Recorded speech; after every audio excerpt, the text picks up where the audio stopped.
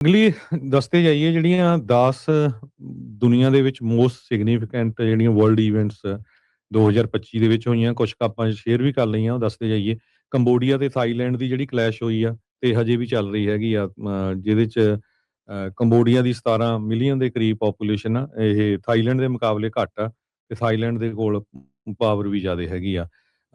America ਦਾ ਪਹਿਲਾ pop ਬਣਿਆ ਆ ਪੋਪ ਲਿਓ, ਇਹ ਕਾਰਡੀਨਲ ਰੋਬਰਟ ਪ੍ਰੀਬੋਸਟ, ਜੋ ਇਹ ਬਣਿਆ ਹੈਗਾ। ਇਸ ਤੋਂ ਬਿਨਾਂ ਇੰਡੀਆ ਤੇ ਪਾਕਿਸਤਾਨ ਦੀ ਜਿਹੜੀ ਜੰਗ ਸ਼ੁਰੂ ਹੋਈ ਸੀ, ਫੋਰਚੂਨੇਟਲੀ ਉਹ ਬੰਦ ਹੋ ਗਈ ਤੇ ਜ਼ਿਆਦਾ ਨੁਕਸਾਨ ਨਹੀਂ ਹੋਇਆ। ਉਹ ਵੀ ਬਹੁਤ ਵੱਡੀ ਇਵੈਂਟ ਸੀ।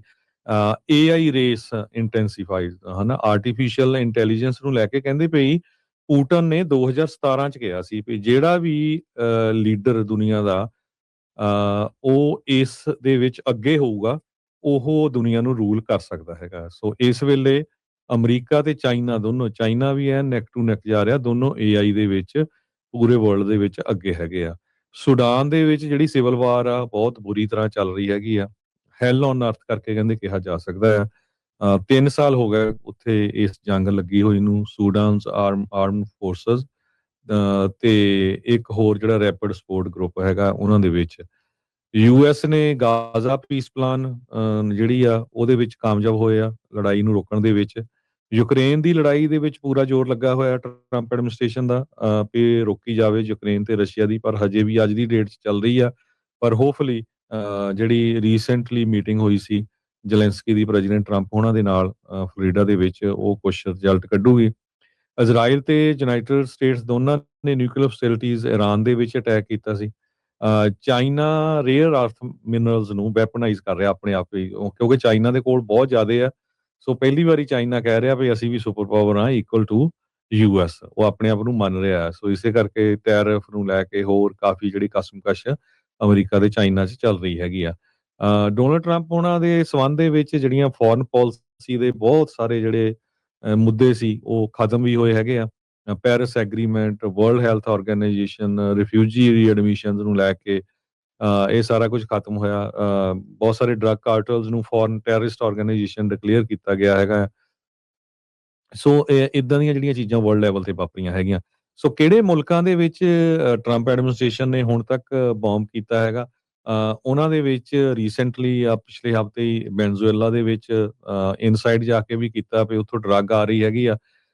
ਇਸ ਤੋਂ ਬਿਨਾਂ ਸੀਰੀਆ, ਇਰਾਕ, ਈਰਾਨ, ਨਾਈਜੀਰੀਆ, ਯੈਮਨ ਤੇ ਸੋਮਾਲੀਆ 7 ਮੁਲਕ ਆ ਜਿਨ੍ਹਾਂ ਦੇ ਉੱਤੇ ਟਰੰਪ ਐਡਮਿਨਿਸਟ੍ਰੇਸ਼ਨ ਨੇ ਇਸ ਸਾਲ ਜਿਹੜੀ ਆ ਬੰਬਾਰਡਮੈਂਟ ਕੀਤੀ ਹੈਗੀ ਆ।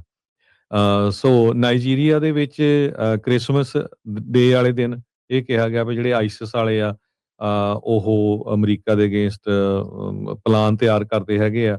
ਉੱਥੇ ਬੰਬਾਰਡਮੈਂਟ ਕੀਤੀ ਗਈ ਵੀ ਕ੍ਰਿਸਚੀਅਨ ਦਾ ਜੈਨੋਸਾਈਡ ਹੋ ਰਿਹਾ ਆ। ਹੁਣ ਰਿਪੋਰਟਸ ਇਹ ਆ ਰਹੀਆਂ ਵੀ ਜਿਹੜੇ ਪਿੰਡਾਂ 'ਚ ਬੰਬ ਸਿੱਟੇ ਗਏ ਆ ਉੱਥੇ ਉਹ ਕਹਿੰਦੇ ਅਸੀਂ ਤਾਂ ਕਦੇ ਆਈਸਿਸ ਦਾ ਇੱਥੇ ਬੰਦਾ ਨਹੀਂ ਦੇਖਿਆ। ਨਾਈਜੀਰੀਆ ਦੇ ਕੋਲ ਮਿਨਰਲ ਬਹੁਤ ਜ਼ਿਆਦਾ ਹੈਗੇ ਆ, ਇਹ ਕਾਰਨ ਵੀ ਹੋ ਸਕਦਾ ਆ। ਸੋਮਾਲੀਆ ਦੇ ਵਿੱਚ ਜਿਹੜੀ ਬੰਬਾਰਡਮੈਂਟ ਕੀਤੀ ਗਈ ਹੈਗੀ ਆ ਕਿਉਂਕਿ ਇੱਕ ਗਰੁੱਪ ਅਲ ਕਾਇਦਾ ਦੇ ਨਾਲ ਅਫੀਲੀਏਟਡ ਆ, ਉਸ ਦੇ ਉੱਤੇ ਅਟੈਕ ਕੀਤਾ ਗਿਆ ਸੀ। ਸੀਰੀਆ ਦੇ ਵਿੱਚ ਜਦੋਂ ਸੀਰੀਆ ਵਾਲਿਆਂ ਨੇ 2 ਅਮਰੀਕਨ ਫੌਜੀਆਂ ਨੂੰ ਮਾਰਿਆ, ਉਸ ਤੋਂ ਬਾਅਦ ਉਹਨਾਂ ਨੂੰ ਸਟ੍ਰਾਈਕ ਕੀਤਾ ਗਿਆ 70 ISIL ਪੋਜੀਸ਼ਨਸ ਜਿਹੜੀਆਂ ਸੀਰੀਆ ਦੇ ਵਿੱਚ। ਇਸ ਤੋਂ ਬਿਨਾਂ ਈਰਾਨ ਦੇ ਵਿੱਚ ਆਪਾਂ ਪਹਿਲਾਂ ਵੀ ਤੁਹਾਨੂੰ ਦੱਸ ਚੁੱਕੇ ਹਾਂ ਕਿ ਇਜ਼ਰਾਈਲ ਤਾਂ ਅਮਰੀਕਾ ਵਾਲਿਆਂ ਨੇ ਰਲ ਕੇ ਉਹਨਾਂ ਦੇ ਨਿਊਕਲੀਅਰ ਫੈਸਿਲਿਟੀਜ਼ ਦੇ ਉੱਤੇ ਅਟੈਕ ਕੀਤਾ ਸੀ। ਯੈਮਨ ਦੇ ਵਿੱਚ ਸਭ ਤੋਂ ਪਹਿਲਾਂ ਜਨਵਰੀ 2024 ਚ ਹੋਇਆ ਸੀ, ਹਾਊਥੀਜ਼ ਦੇ ਉੱਤੇ ਜਿਹੜਾ ਅਟੈਕ ਕੀਤਾ ਗਿਆ ਸੀ। ਪਰ ਜਦੋਂ ਟਰੰਪ ਐਡਮਿਨਿਸਟ੍ਰੇਸ਼ਨ ਆਇਆ ਉਹਨਾਂ ਨੇ ਮਾਰਚ 2025 ਦੇ ਵਿੱਚ ਆਪਰੇਸ਼ਨ ਰਫ ਰਾਈਡਰ ਦੇ ਤਹਿਤ ਅਟੈਕ ਕੀਤਾ ਸੀ। ਇਰਾਕ ਦੇ ਵਿੱਚ ਜਦੋਂ ਕਿਲਿੰਗ ਹੋਈਆਂ ਹੈਗੀਆਂ ਅਮਰੀਕਨਸ ਦੀਆਂ, ਉਹ ਤੋਂ ਬਾਅਦ ਇਰਾਕ ਦੇ ਵਿੱਚ ਵੀ ਜਿਹੜਾ ਆ ਅਟੈਕ ਕੀਤਾ ਗਿਆ ਹੈਗਾ। ਸੈਂਟਕੋਮ ਨੇ ਇਹ ਕਲੇਮ ਕੀਤਾ ਸੀ ਭਈ ਇੱਕ ਸੁਸਾਈਡ ਵੈਸਟ ਜਿਹੜੀ ਪਾ ਕੇ ਉਹਨਾਂ ਨੇ ਜਿਹੜਾ ਅਟੈਕ ਕੀਤਾ ਸੀ। ਉਸ ਤੋਂ ਬਾਅਦ ਫਿਰ ਅਮਰੀਕਾ ਨੇ ਮਾਰਚ 13 ਨੂੰ ਕਹਿੰਦੇ ਵੀ ਹਾਈ ਪ੍ਰੋਫਾਈਲ ISIL ਦੇ ਮੈਂਬਰ ਜਿਹੜੇ ਆ ਉਹ ਬੰਬਾਰਡਮੈਂਟ ਦੇ ਨਾਲ ਮਾਰੇ ਸੀਗੇ। ਸੋ ਇਹ ਜਿਹੜੀਆਂ ਜਿਨ੍ਹਾਂ ਮੁਲਕਾਂ ਦੇ ਉੱਤੇ ਟਰੰਪ ਐਡਮਿਨਿਸਟ੍ਰੇਸ਼ਨ ਨੇ ਅਟੈਕ ਕੀਤਾ, ਦੁਨੀਆ 'ਚ ਕੀ ਕੁਝ ਵਾਪਰਿਆ, ਅਮਰੀਕਾ 'ਚ ਕੀ ਕੁਝ ਵਾਪਰਿਆ। ਪਰ ਜਾਂਦੇ ਜਾਂਦੇ ਕਿਉਂਕਿ ਸਮਾਂ ਵੀ ਸਾਡਾ ਸਮਾਪਤੀ ਹੋਣ ਦਾ, ਆਪਣੀ ਕਮਿਊਨਿਟੀ ਦੇ ਜਿਹੜੇ ਇਸ਼ੂਜ਼ ਆ ਉਹਨਾਂ ਦੇ ਉੱਤੇ ਵੀ ਬਹੁਤ ਵੱਡਾ ਅਸਰ 2025 'ਚ ਪਿਆ, 2026 'ਚ ਵੀ ਪੈਣ ਜਾ ਰਿਹਾ। ਇਮੀਗ੍ਰੇਸ਼ਨ ਨੂੰ ਲੈ ਕੇ ਬਹੁਤ ਸਾਰੇ ਪੰਜਾਬੀ ਪੋਲੀਟੀਕਲ ਅਸਾਈਲਮ ਤੇ ਆ, ਪੋਲੀਟੀਕਲ ਅਸਾਈਲਮ ਨੂੰ ਲੈ ਕੇ ਟਰੰਪ ਐਡਮਿਨਿਸਟ੍ਰੇਸ਼ਨ ਨੇ ਪੂਰਾ ਆਪਣਾ ਜਿਹੜਾ ਸਕੰਜਾ ਕੱਸਿਆ ਹੋਇਆ ਆ। ਬਾਰਡਰ ਜਿਹੜਾ ਆ ਟੋਟਲੀ ਬੰਦ ਆ, ਕੋਈ ਉੱਥੋਂ ਕ੍ਰਾਸ ਨਹੀਂ ਕਰ ਸਕਦਾ। ਸੋ ਬਹੁਤ ਸਾਰੇ ਪੰਜਾਬੀ ਵੀ ਡਿਪੋਰਟ ਹੋਏ ਆ, ਹਰਿਆਣੇ ਦੇ ਵੀ ਡਿਪੋਰਟ ਹੋਏ ਆ, ਹੋਰ ਵੀ ਗੁਜਰਾਤ ਦੇ ਵੀ ਡਿਪੋਰਟ ਹੋਏ ਹੈਗੇ ਆ। ਦੂਜਾ ਟਰੱਕਿੰਗ ਇੰਡਸਟਰੀ ਦੇ ਉੱਤੇ ਬਹੁਤ ਵੱਡਾ ਜਿਹੜਾ ਅਸਰ ਪਿਆ, ਬਹੁਤ ਲੋਕਾਂ ਨੂੰ ਅਰੈਸਟ ਕੀਤਾ ਗਿਆ, ਲਾਇਸੈਂਸ ਕੈਂਸਲ ਕੀਤੇ ਗਏ। ਟਰੱਕਿੰਗ ਦੀ ਇਕੋਨਮੀ ਤੁਹਾਡੇ ਸਾਹਮਣੇ ਹੀ ਹੈਗੀ ਆ। H1B ਵੀਜ਼ੇ ਨੂੰ ਲੈ ਕੇ ਭਾਰਤੀ ਮੂਲ ਦੇ ਲੋਕ ਬਹੁਤ ਸਾਰੇ ਆ, 70% ਉਹ ਅੱਜ ਦੀ ਡੇਟ 'ਚ ਕਈ ਸਟਕ ਆ, ਜਿਹੜੇ ਆਪਣੀ ਸਟੈਂਪ ਲਵਾਉਣ ਗਏ ਵਾਪਸ ਨਹੀਂ ਆ ਸਕਦੇ।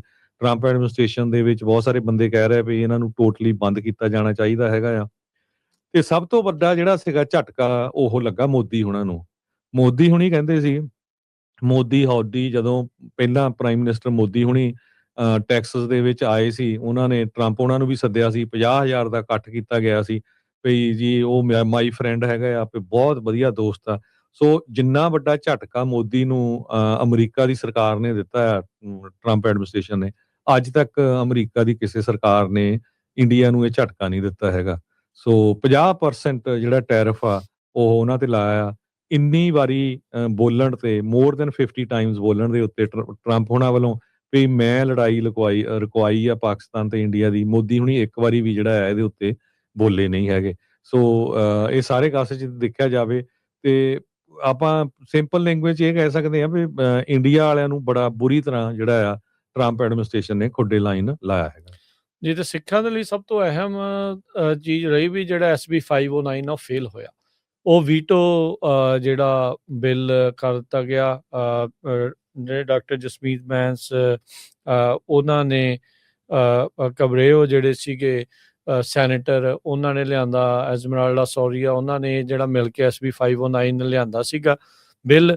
ਤੇ ਪਰ ਇਹਦੇ ਵਿੱਚ ਇਹ ਰਿਹਾ ਵੀ ਦੋਨਾਂ ਸਦਨਾਂ 'ਚ ਸਰਬਸੰਮਤੀ ਦੇ ਨਾਲ ਪਾਸ ਹੋਣ ਤੋਂ ਬਾਅਦ ਵੀ HAF ਵਰਗੀਆਂ, ਕੋਨਾ ਵਰਗੀਆਂ ਜਿਹੜੀਆਂ ਸੰਸਥਾਵਾਂ ਨੇ, ਜਿਹੜੇ ਗਵਰਨਰ ਨਿਊਸਮ ਆ ਉਸ ਦੇ ਕੰਨ ਭਰੇ, ਤੇ ਗਵਰਨਰ ਨਿਊਸਮ ਨੇ ਸਿੱਖਾਂ ਦੀ ਪਿੱਠ 'ਚ ਛੁਰਾ ਮਾਰਦੇ ਹੋਏ, ਸਾਰੀ ਮਾਈਨੋਰਟੀਜ਼ ਦੀ ਪਿੱਠ 'ਚ ਛੁਰਾ ਮਾਰਦੇ ਹੋਏ ਜਿਹੜਾ ਟਰਾਂਸਨੈਸ਼ਨਲ ਰਿਪਰੈਸ਼ਨ ਦਾ ਬਿੱਲ ਆ ਉਸ ਨੂੰ ਵੀਟੋ ਜਿਹੜਾ ਉਹ ਕਰ ਦਿੱਤਾ ਸੀਗਾ। ਸੋ ਇਹ ਸਬਕ ਵੀ ਬੜੇ ਨੇ ਜਿਹੜੇ ਲੈਣ ਵਾਲੇ ਆ, ਸਿੱਖਣ ਦੀ ਵੀ ਜਿਹੜੀ ਇਸ ਦੇ ਵਿੱਚ ਜ਼ਰੂਰਤ ਆ। ਕੀ ਕਰਨਾ ਆ, AI ਨੂੰ ਕਿੱਦਾਂ ਵਰਤਣਾ ਆ ਸਿੱਖਾਂ ਨੇ ਆਉਣ ਵਾਲੇ ਸਮੇਂ 'ਚ, ਕਿੱਦਾਂ ਉਹਦੇ ਵਿੱਚ ਜਿਹੜੀਆਂ ਗਲਤ ਇਨਫੋਰਮੇਸ਼ਨ ਸਿੱਖਾਂ ਦੇ ਉਲਟਾ ਉਹਦੇ ਵਿੱਚ ਸੁਧਾਰ ਕਿੱਦਾਂ ਕਰਨਾ, ਤੇ ਹੋਰ ਸਾਰੀਆਂ ਚੀਜ਼ਾਂ ਨੂੰ ਕਿੱਦਾਂ ਜਿਹੜਾ ਉਹ ਵਰਤਣਾ, ਕਿੱਦਾਂ ਐਥੀਕਲੀ ਉਸ ਨੂੰ ਯੂਜ਼ ਕਰਨਾ ਹੈ, ਇਸ ਦੇ ਉੱਤੇ ਜਿਹੜਾ ਨਾਲ ਦੇ ਨਾਲ ਹਰਜੋਤ ਸਿੰਘ ਜੀ ਕੰਮ ਹੋਣਾ ਚਾਹੀਦਾ ਤੇ ਕੰਮ ਕਰਨ ਦੀ ਜਿਹੜੀ ਇਸ ਦੇ ਵਿੱਚ ਜ਼ਰੂਰਤ ਹੈਗੀ ਆ। ਸੋ ਹੋਪਫੁਲੀ ਆਪਾਂ ਆਉਂਦੇ ਸਮੇਂ ਦੇ ਵਿੱਚ, ਆਉਂਦੇ ਵਕਤ ਦੇ ਵਿੱਚ ਅੱਗੇ ਨਾਲੋਂ ਬਿਹਤਰ ਤੇ ਹੋਰ ਸਟਰੋਂਗ ਹੋ ਕੇ ਐਜ਼ ਏ ਕਮਿਊਨਿਟੀ ਆਪਾਂ ਜਿਹੜਾ ਉਹ ਉੱਭਰ ਕੇ ਆਈਏ। ਤੇ ਬਾਕੀ ਧੰਨਵਾਦ ਆ ਸਾਰਿਆਂ ਦਾ ਹੀ। ਤੇ ਅਪਡੇਟ ਅਮਰੀਕਾ ਦਾ 2025 ਦਾ ਇਹ ਲਾਸਟ ਪ੍ਰੋਗਰਾਮ ਆ, ਤੇ ਕੱਲ ਨੂੰ ਮਿਲਦੇ ਹਾਂ ਉੱਦਾਂ ਫਿਰ ਸਵੇਰੇ। ਉੱਦਾਂ ਕਹਿਣ ਨੂੰ ਨਵਾਂ ਸਾਲ, ਪਰ ਨਵਾਂ ਦਿਨ ਰੋਜ਼ ਹੀ ਹੁੰਦਾ, ਨਵਾਂ ਸਾਲ ਰੋਜ਼ ਹੀ ਹੁੰਦਾ। ਕਹਿਣ ਨੂੰ ਆਪਾਂ ਜਿੱਦਾਂ ਮਰਜ਼ੀ ਇਸ ਨੂੰ ਕਰ ਲਈਏ, ਬਿਹਤਰ ਬਣਨ ਦੀ ਜਿਹੜੀ ਕੋਸ਼ਿਸ਼ ਆਪਾਂ ਲਗਾਤਾਰ ਕਰਦੇ ਰਹੀਏ। ਤੇ ਤੁਹਾਡਾ ਸਾਰਿਆਂ ਦਾ ਸਾਥ ਲਗਾਤਾਰ ਸਾਨੂੰ ਮਿਲ ਰਿਹਾ ਪਿਛਲੇ ਇੰਨੇ ਸਾਲਾਂ ਤੋਂ, ਉਸ ਦੇ ਲਈ ਤੁਹਾਡਾ ਸਾਰਿਆਂ ਦਾ ਹੀ ਤਹਿ ਦਿਲੋਂ ਧੰਨਵਾਦ। ਪਰਮਾਤਮਾ ਤੁਹਾਨੂੰ ਸਾਰਿਆਂ ਨੂੰ ਤੰਦਰੁਸਤੀ ਬਖਸ਼ੇ, ਚੜ੍ਹਦੀ ਕਲਾ ਦੇ ਵਿੱਚ ਰੱਖੇ।